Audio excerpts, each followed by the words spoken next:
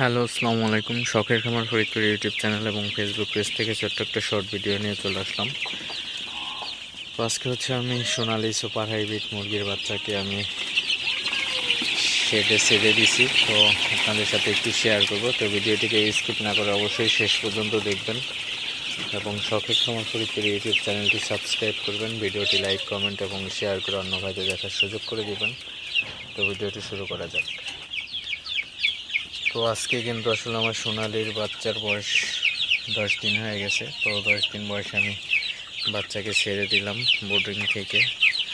তো শীতকালীন সময়, তো বাচ্চাকে আমি একটু বেশি টাইম বোর্ডিং করে থাকি সব সময়। তো বেশি টাইম বোর্ডিং করলে বাচ্চাগুলা কিন্তু একটু ভালো থাকে বেশি। তো আজকে বাচ্চাকে ছেড়ে দিছি। তো ছেড়ে দেওয়ার পরে আসলে আমি কীভাবে আপনাদের সঠিক নিয়মে আসলে বাচ্চাগুলোকে বোর্ডিং থেকে শেডে ছাড়া যায়, তো সে বিষয়ে আলোচনা করব। তো প্রথমেই বলে রাখি, মুরগির বাচ্চাকে বোর্ডিং থেকে ছাড়ার পরে তো বোর্ডিংয়ে অবশ্যই তাপমাত্রা বেশি থাকে। তো বেশি তাপমাত্রা থেকে অবশ্যই কিন্তু হঠাৎ করেই কম তাপমাত্রা দিবেন না। তো আপনি যে ঘরেই ছাড়েন না কেন, তো পুরো শেডের অর্ধেকে আপনি বাচ্চাগুলো ছাড়তে পারেন। তো আপনারা দেখতে পাচ্ছেন আমি কিন্তু আসলে অর্ধেক শেডে ছাড়ছি।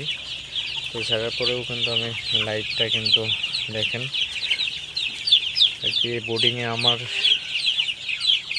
1000 ওয়াট বাল্ব ব্যবহার করছি, 100 ওয়াটের 10টা বাল্ব। তো এখন কিন্তু আমি আর কি অর্ধেক বাল্ব দিচ্ছি। তো এখানে আমি 500 ওয়াটের 100 ওয়াটের 5টা বাল্ব ব্যবহার করছি, অর্থাৎ অর্ধেক তাপমাত্রা দিচ্ছি। তো এবং আমার যে শেডের চারপাশটা কিন্তু আপনারা দেখতে পাচ্ছেন খুবই সুন্দর করে আসলে ঘিরে দিছি, যাতে বাতাস ঢুকতে না পারে। তো চারপাশটা খুব সুন্দর করে আটকে দিতে হবে।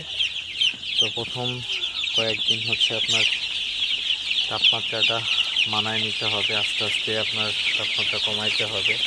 তো কেউ হঠাৎ করেই বোর্ডিং থেকে ছাড়ার পর একদম লো তাপমাত্রায় ছাড়বেন না, তাহলে কিন্তু বাচ্চাগুলা পরিবেশের সাথে মানায় নিতে কিন্তু একটু সমস্যা হবে। তো অবশ্যই আপনারা এই জিনিসগুলো খেয়াল রাখবেন, তাহলে কিন্তু আপনার বাচ্চাগুলো সুস্থ থাকবে, ভালো থাকবে।